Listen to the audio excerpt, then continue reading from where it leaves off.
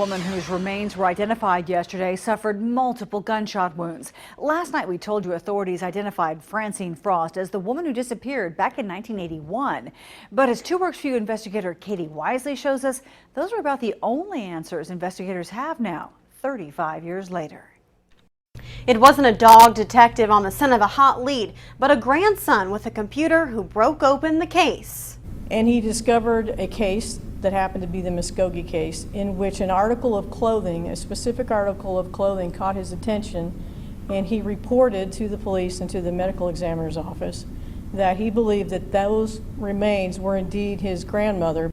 He was right. His family spoke with us in 1981 when Francine Frost didn't come home one February night. Her husband found her car in the parking lot of a grocery store, long since abandoned, keys still in the door.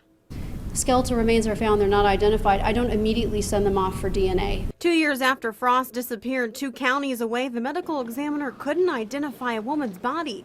So she was buried not far from where she was found in Muskogee County. You know, run through the dental, see if there are fingerprints on file, do everything else possible. Just last week, after 35 years, Francine Frost remains were located and identified so that they can be returned to her family.